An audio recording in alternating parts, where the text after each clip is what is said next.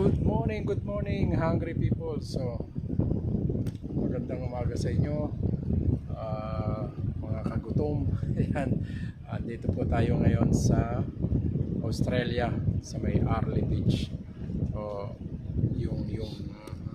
yung ship po namin is naka-angkorahe. It was yung ship po namin is naka-angkorahe doon, ayun. Then kami po ay naka-tender operation at papunta kami dito sa mga kagutom dito sa Australia is marami pong restriction. So marami ring bawal. Bawal kang magdala ng pagkain. Ayan, medyo bumpy. So magalaw. So bawal ka pong magdala ng pagkain, bawal ka magdala ng anything na pagkain papalabas galing sa bangko is bawal. So yun po yung restriction nila dito.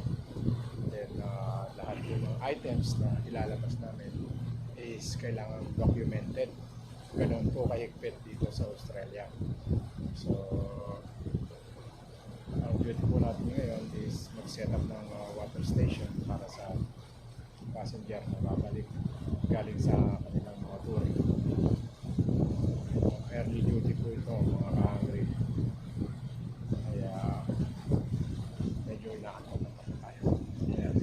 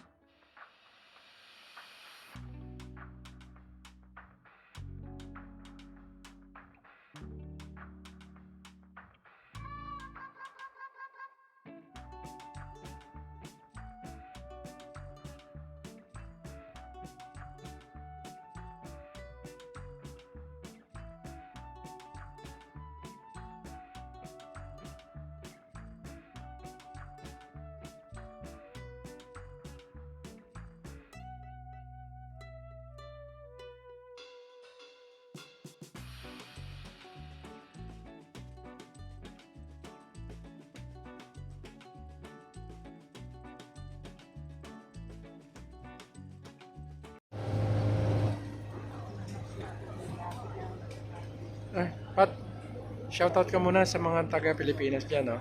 Ha? Dito na ako sa Brisbane, Australia. Brisbane, nasa ano tayo? Ah, Arley Beach tayo. Papunta pa lang tayong Arlie Brisbane. Beach. On the way to Brisbane. Shoutout mo muna yung asawa mo doon sa ano? Yung asawa ko sa QE, dyan ka lang. Dito lang ako. Okay? Bastos. Kita-kita na lang sa mata.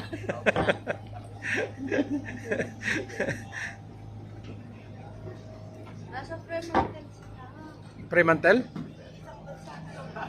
Ha? Isang bansa na lang. O yan, so ang hirap talaga ng buhay, no? So, nasa isang bansa lang kayo pero hindi pa kayo magkita. Magkaiba pa kayo ng barko. Pero ngayon, ang sinasabi mo, stay lang siya roon, stay ka rito. Doon lang siya, dito lang ako. Okay? Kang gagalaw dyan. Steady ka lang. Steady. Baka... Basta yung alote mo na.